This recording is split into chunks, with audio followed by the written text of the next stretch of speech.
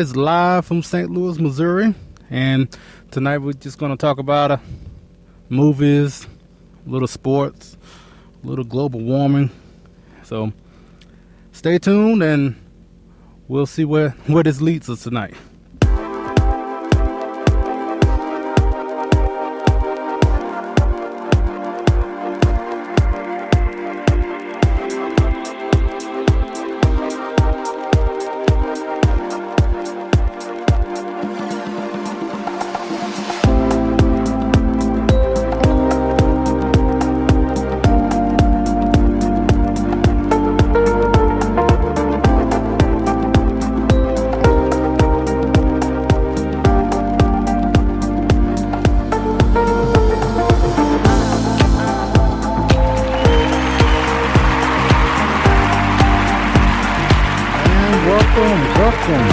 Welcome to another episode of Trend Chat.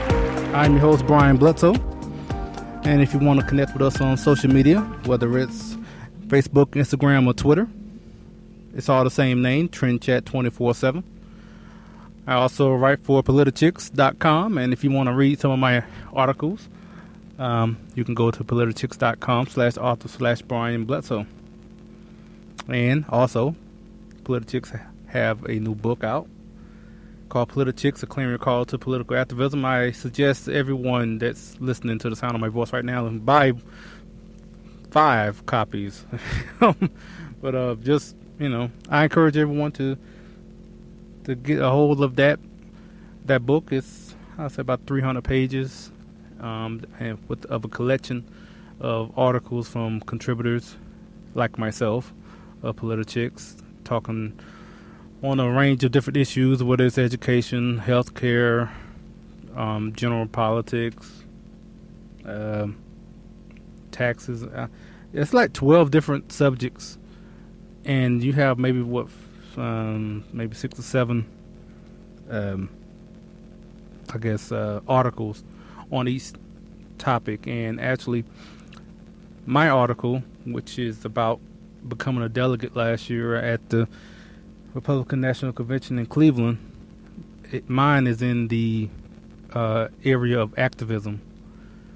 And so, yeah, I have that one article is in the book. So that's also another reason why I'm telling you to buy as many copies as possible.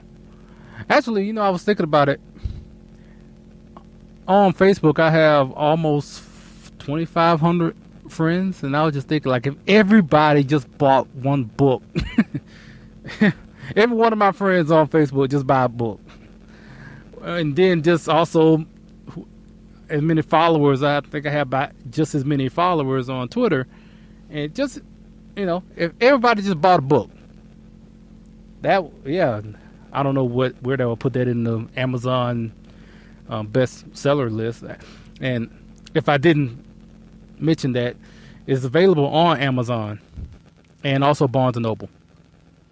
So if you, like I say, want to pick that up, just go to Amazon and put in Politichicks. It should come up, and also on Barnes & Noble as well.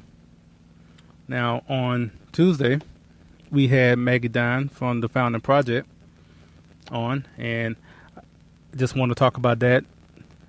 Now, if you've been listening to the program, you're probably like, well, he's about to talk about Founding Project again. And in this time, I'm actually going to say, just go back to Tuesday's program and listen to the show when I talked with Maggie about the Founding Project.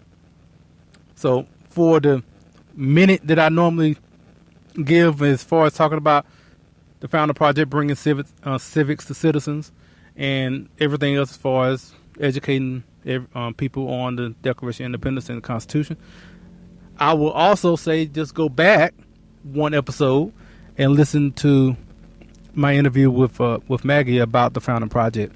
There's a lot more details than what I just gave there.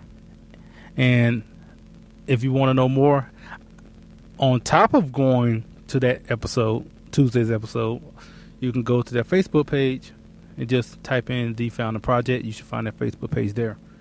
So, highly recommend to to go to that show and listen to that, and especially if you want to know more about the Founding Project.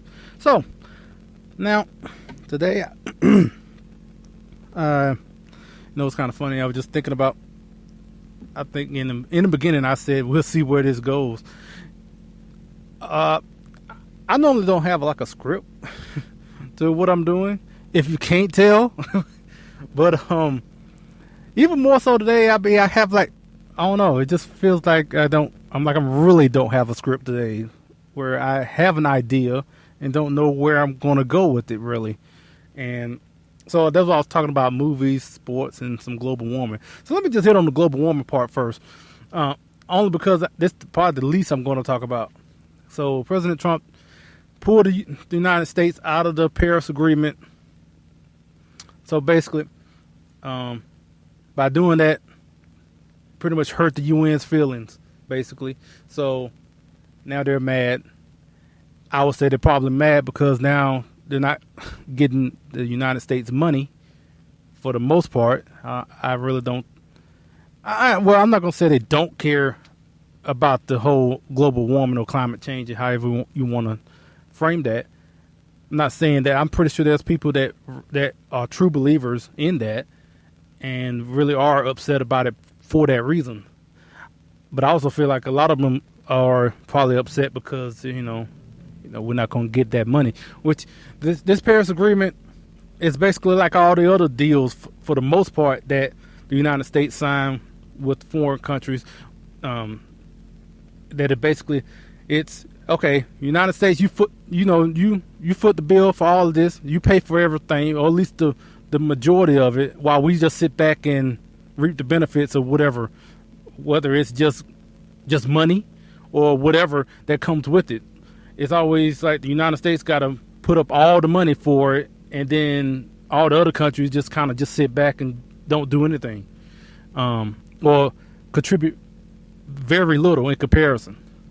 So, and this Paris deal is pretty much just like all the rest of them. So, and that, like I said, that's basically all I have on that because, yeah, like I said, I just feel like it's just another one of those deals that, at the very least, need to be renegotiated. If not, don't participate at all. So, and, yep, outside of anything that you probably already heard on the radio or on TV or whatnot. So that's just my take on that. Now, also, because we're live, we can chat. So if you go to, I haven't even looked at this thing. Somebody could, okay, nobody's there. But yeah, since we're live, you can go to trendchat247.com. Now, I'm guiding you through this, but I haven't seen it myself. But while I'm live, I noticed that I have a chat option. So if someone, I guess, sends a question, then I should see it on here. I'm not going to make any guarantees I'm going to see it. I'm just telling you what I was told what should happen. But anyway, right now it says feels lonely in here, so no one is in the chat room. But if you go in the chat room and if I see it, I'm like, hey, success, hey, it worked. So, but we'll know when that actually happens.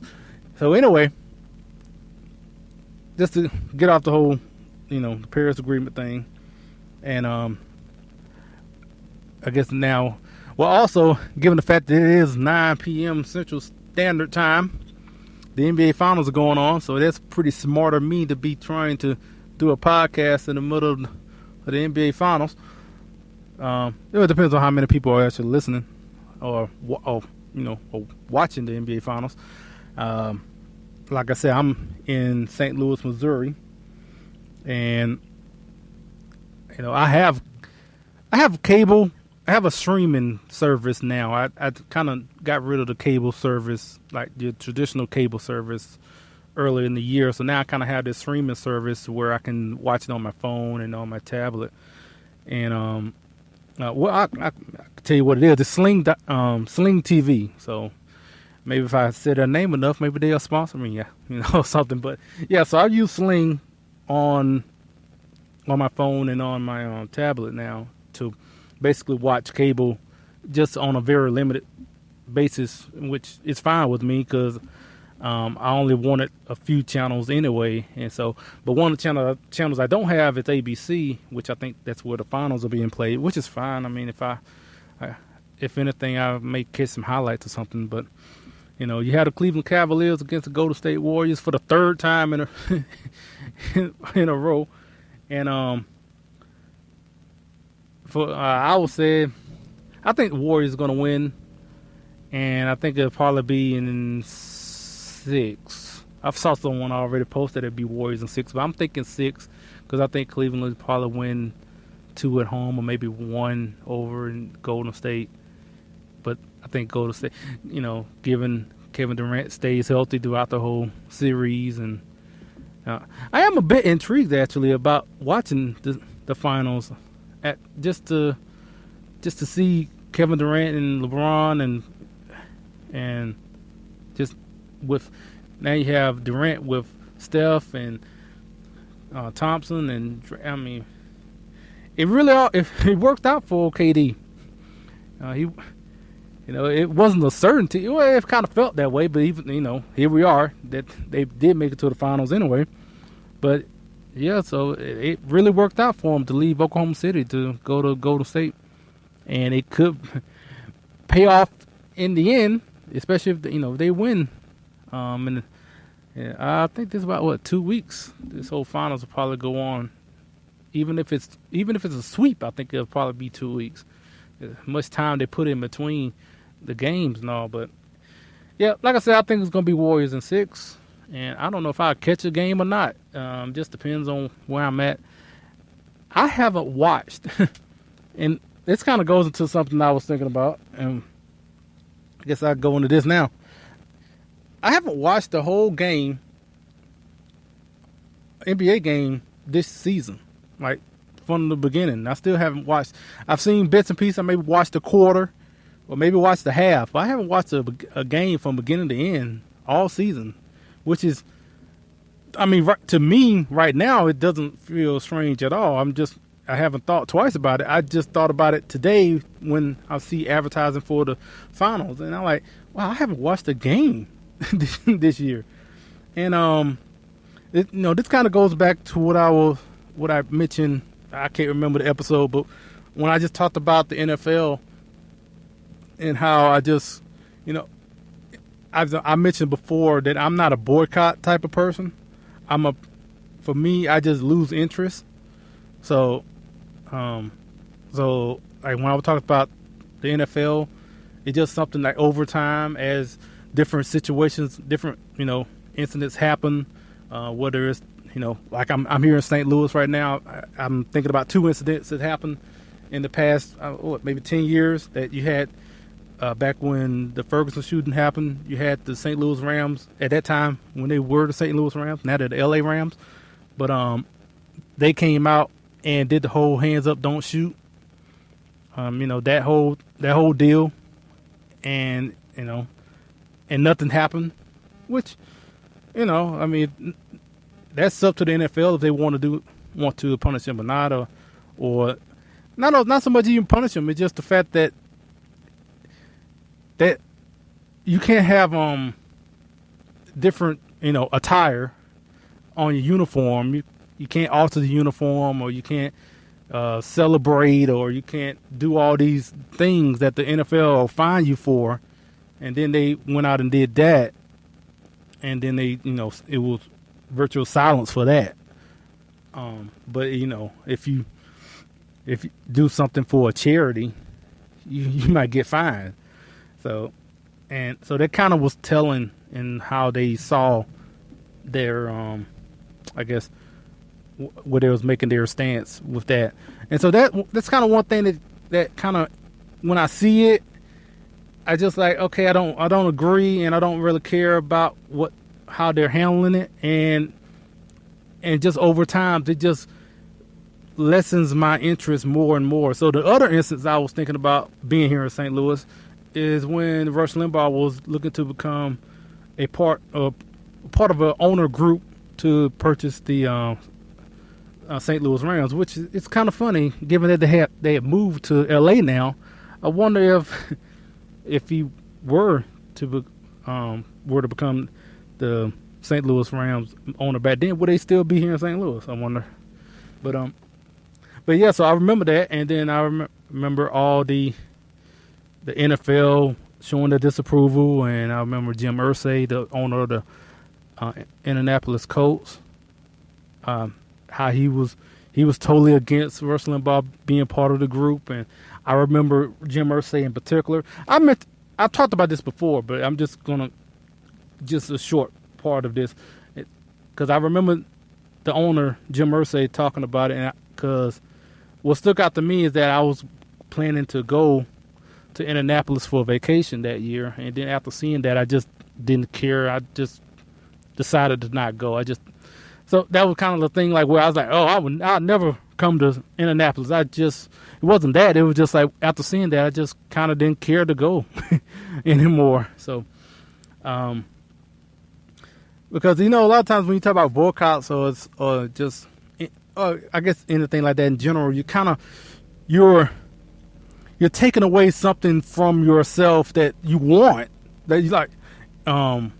I guess let's say Ben & Jerry's, something that I don't eat anymore, and so you see something from Ben & Jerry's where they're showing their liberal, their liberal side as far as whatever the issue of the day is. Ben & Jerry's to get behind it and make a flavor out of it, and so for me, when I found out about Ben & Jerry's, that was before I knew about their liberal tendencies. I used to, get Ben & Jerry's all the time. But the more how in your face they were about it, the less I wanted, and to the point that where I just didn't care to buy it at all. It just like they were just basically shoving it in your face, and to the point like, what, I don't even want this ice cream anymore. And so it wasn't where I just boycotted it. It's just where I just stopped caring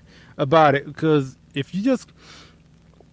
would I want to support someone who is basically telling me day in and day out that I don't like people like you as a customer? Because that's basically what they're doing. It's especially in a lot of cases when you're being hateful toward the other side, especially in your advocacy for some liberal position. And so yeah, and so that's kind of what happened with the NFL with me, to the point where I just don't care. I might watch the Super Bowl, but it's not something where I have to make time out and make sure I'm at a place to watch it or watch a game. So this kind of goes to the NBA now. NBA finals are going on. I know about it, but I'm not going to go out of my way to watch out because I just don't care. And something that happened, a couple of days ago, which is a total, what happened was wrong. But just something that LeBron said just kind of stuck out. So LeBron James had his house vandalized, which is, that's totally wrong. No one should be vandalizing anyone's house. But in this case, it added a little bit was added to that. Was because someone spray painted the N-word on this front gate, if I remember.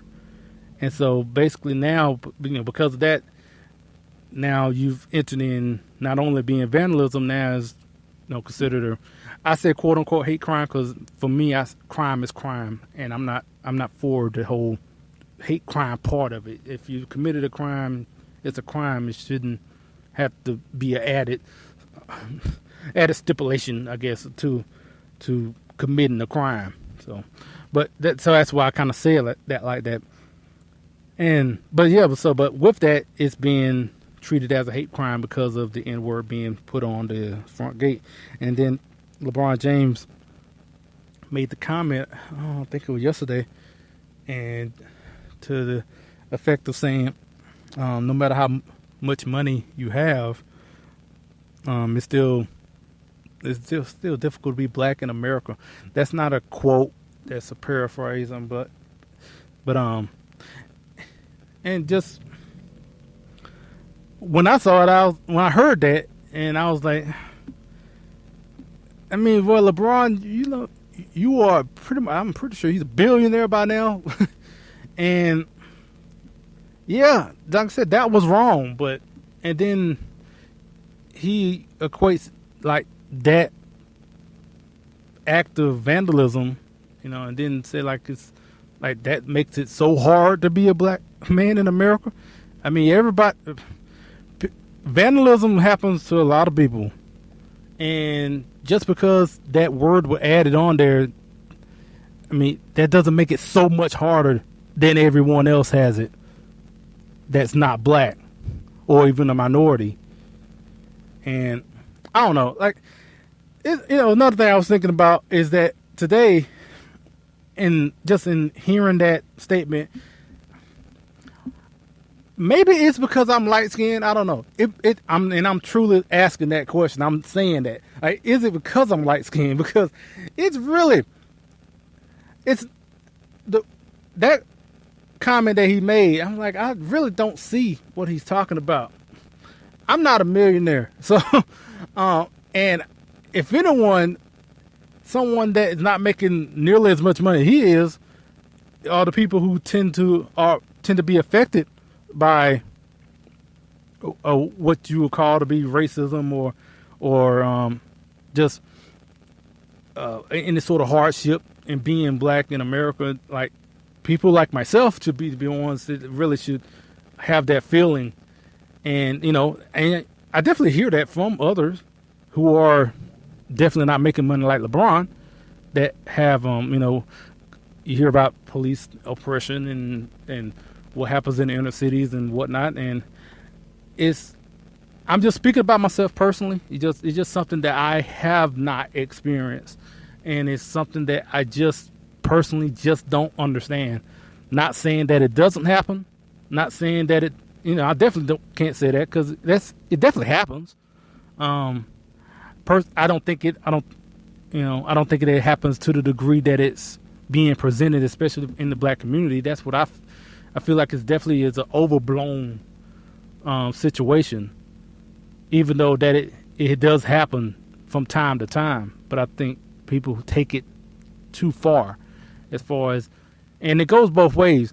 It kind of you have one side to make it seem like, okay, every black person is innocent, regardless of the situation. Whenever a incident happens, so if you have a cop that in the situation that happens involving law enforcement and a black person, you have people on one side that basically side with the black person regardless of whatever information is presented. And then you also have the other side that basically sees law enforcement as always in the right, regardless of the information that has been presented. So you have both sides to just see both. You see both sides is basically 100% right, or they're just so righteous on one end, on whether it's talking about law enforcement or you're talking about whoever whoever the suspect or victim is. And that's never the case. It's always pretty much something in the middle. You maybe have some cases where it's pretty cut and dry. It just hearing what LeBron said, it's just something that kind of just clicked off in my mind. And also it kind of just goes back to where I'm like, oh yeah, that hearing LeBron say that about, being because about his house being vandalized, and he's saying that's, saying like, well, just because I make a whole bunch of money means that it's still hard to be a black man in America, and it's just stuff like that. And when I heard that, and then I thought about that I haven't watched the NBA all season, and it made me think, I'm like, oh yeah, that's the reason why. That's the reason why I haven't been watching, because this, just other stuff, and also thinking about LeBron James in particular, what they were doing with as far as the hoodies, and I can't think of like a whole list of different incidents because it's always a little something here and there that has been going on and just I guess eroding my interest as time goes on to the point that now I watch it if I'm around, I guess, or something. If I'm at a bar or something, getting something to eat, and it's on, okay, I'll watch it, So, yep. So that was the sports section of Trend Chat. Now, I guess this will be the last topic. Is today is Thursday, especially if you're hearing this live. It's Thursday. You know that it's Thursday, and essentially Wonder Woman comes out tonight. I know it's supposed to be Friday, but they always have these Thursday shows now, and I'm definitely looking forward to seeing it. I'm just wondering if Wonder Woman's gonna get her just due as far as having a big budget superhero movie that's up there in the ranks of like Superman, Batman, Spider-Man, and all the rest. And one thing I was noticing already is that, it's not going to be shown in Lebanon, I'm guessing. Last thing I saw right before I got on, it was saying that it was banned. I was seeing that they were thinking about banning the movie because the actress, Gal Gadot, I think I said that right. The actress who plays Wonder Woman is I guess it's Jewish or Israeli. But yeah, so because of the lead actress being in the movie, and they're looking to ban it, and I'm guessing from what I saw that it was banned, so that it's not gonna be shown there. So okay, but one thing I saw a couple of days ago was the reviews, and there are like glowing reviews. It's across the board. A lot of critics are loving this movie, and one headline I saw saying that it's the top rated. Actually, it's what I posted on the Facebook and Twitter. Is that it's the highest rated highly reviewed movie since The Dark Knight. Dark Knight was a pretty good movie. I really liked Dark Knight, and they're putting that in DC. They made sure to say it was the highest rated, highly reviewed DC movie since The Dark Knight. So, because there's been a lot of Marvel movies that's been pretty highly acclaimed as well, kind of like Logan that just came out, and I think Civil War was pretty high up there as far as critical acclaim. And right now Wonder Woman is up there as far as being up there. It's a quote. Well, I'm not going to say a quote because I'm not going to say it word for word, but basically some critics are saying that it's not just a great superhero movie, that it's just a great movie. It's a great film, regardless of it being a superhero movie. And that's also, I remember hearing that about Logan when that came out, and I thought Logan was pretty good. I mean, given the character, I wasn't surprised, given that it was because it was rated R, and given the nature of the character, it made sense for that rating.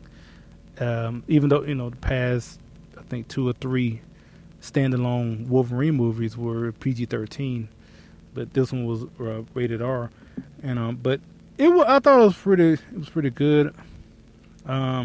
Logan, I mean, and now you have Wonder Woman out, and this is being highly acclaimed. And like I said, right now I'm pretty sure there's a couple of showings just now started. If they didn't have like a 7 o'clock showing on today, and when I I always kind of I'm kind of hesitant when I see movies are so highly acclaimed by critics of all people, because critics are, these Hollywood critics, well, movie critics, whether it's on Hollywood or New York or wherever. Most of these movie critics are pretty liberal, pretty like beyond Bernie Sanders liberal, if not, and that's pretty much the majority of them. So a lot of times their opinions on a lot of these films tends to go like, they tend to love it if it's something that's going to promote some sort of liberal agenda in one way or another, whether it's subtly or overtly. And so when I hear about a lot of these critics saying, "Oh, this is a great movie," and then I'm like, "Oh, okay." I mean, sometimes they will say that a movie is a great movie, and it turns out not to be, this this liberal propaganda movie. At like Dark Knight, I wouldn't say the Dark Knight was like a liberal movie, and it was given its just due as a critically acclaimed movie. So, and also given the fact we're talking about Wonder Woman, and the fact that critics are so in love with it, right? As far as I think it's like in the 90s, as far as like Rotten Tomatoes or IMDb. All of them have a very high score as far as the rating, the reviews for the movie. And given that we're talking about Wonder Woman, and so I'm thinking like, is this like an overly feministic movie where it's there's a whole lot of anti-man themes in the movie or something? I don't know. I'm going to watch it and find out. I'm just bringing up my hesitance because of, I just don't trust the critics. I really don't, because most of them are liberal. So, most. I'm saying most.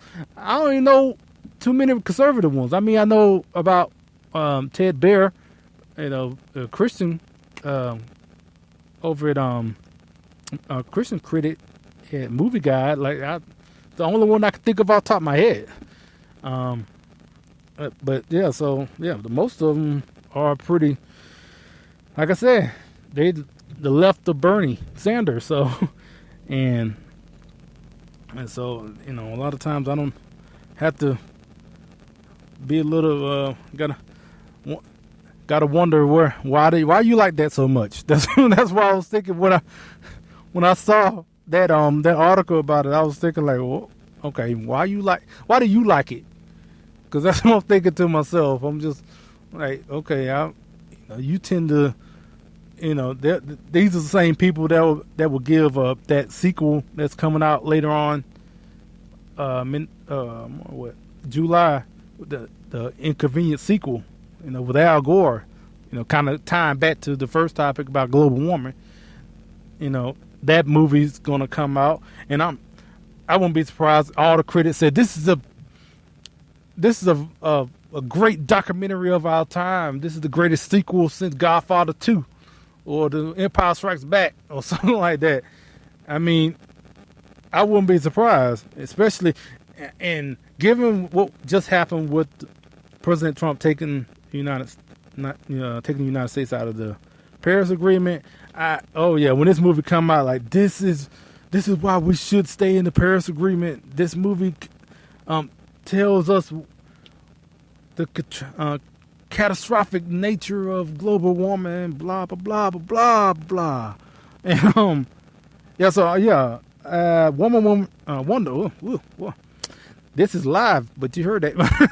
So Wonder Woman is at 92% on Rotten Tomatoes, and so it's certified fresh. Now I don't know if you know what that means, but Rotten Tomatoes has this system where if 75% of their certified critics give it a good review, it's considered certified fresh. So that means it's and Wonder Woman was at 92. And as far as user reviews, it's at like 99. So, user reviews is something I tend to look at a little bit more, because you have a lot of movies where they get have like a low critic review. The review could be in the 50s for critics, but then like be in the 70s and 80s with the users, and it could be a pretty good movie. Kind of. So I guess I just go down through this line right now. Let me see. Got about a couple more minutes. All right. Like I just watched Pirates of the Caribbean 5, and it has a 30% rating and a 71 rating amongst the audience, and I thought it was pretty good. I wouldn't definitely give it a 30. I didn't think it was bad at all. I really enjoyed that movie. Guardians of the Galaxy Volume 2 has an 81% rating and a 90% rating amongst the audience. So it's pretty much both sides liked it. So, and I liked Guardians of the Galaxy too. So, and looking at that and comparing, so Wonder Woman might be a pretty good movie. Like I said, we'll find out. And then Baywatch got a 20 amongst the critics and a 70 amongst the audience, which I actually agree with the critics on this one. The Baywatch was not good. It really wasn't. That was bad. I don't know what was that about, but I think I mentioned that on Tuesday. But yeah, that was bad. Yeah, but yeah. So I don't know if anyone, I guess, is going to watch Wonder Woman later on this week. I'll suggest get your tickets early. I'm pretty sure a lot of people are going to be, at the movies this weekend. So, all right, we are pretty much done today. Got everything I was, going around my head today off my chest now. And I guess, I've said this before, that just going live is just so much quicker. I put it that way. It's quicker to do it live. Because I mean, if you've been listening to the program, you notice that I do, a majority of these are recorded on the day of when I upload them. And yeah, you just wouldn't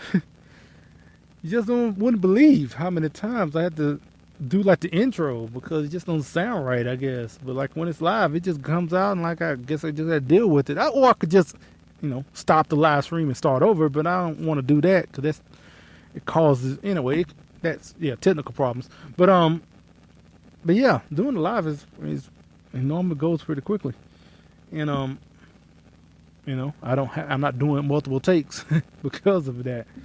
So so that's it for this week, and we'll be back on Tuesday.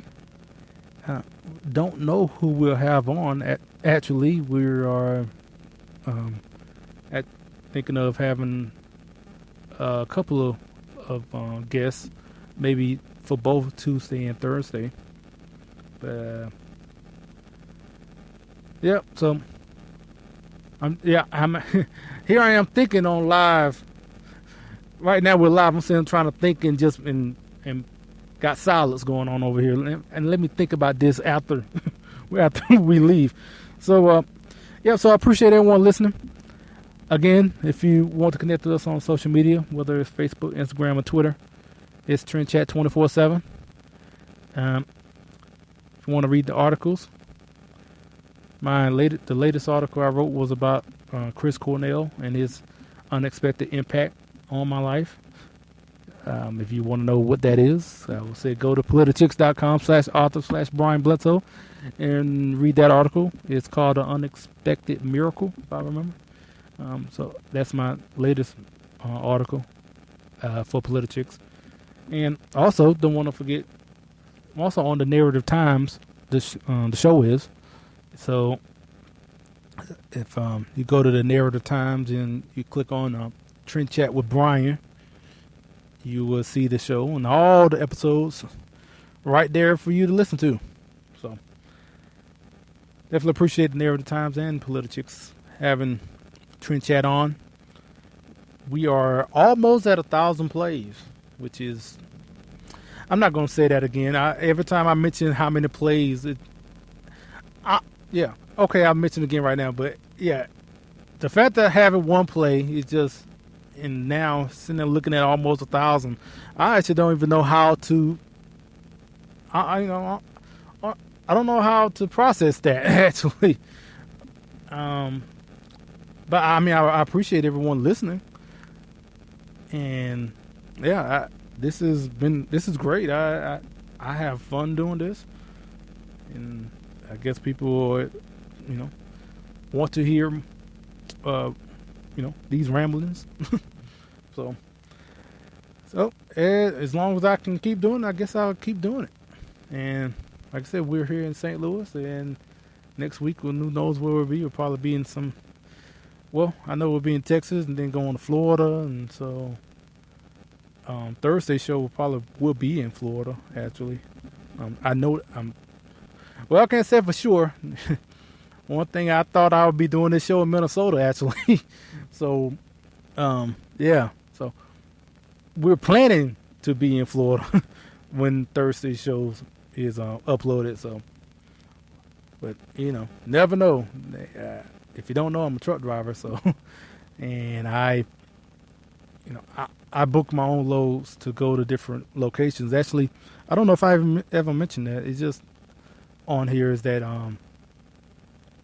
when you hear us doing interviews at CPAC or the NRA convention or any other place, I coordinate the load, and I pick up a load to go to these events. It's not like I got money like that to just fly out to these places, get a room and all that. And yet, no, that's not how it works. This is real gritty radio podcasting right now. So, I use my job to go to these places and do do the interviews, and then I put them on the show. So that's the secret, actually, if you want to know. So that's how it's done. And in that vein, we'll be, like I said, probably be doing the show. We'll be in Florida, given everything goes right and lows don't cancel.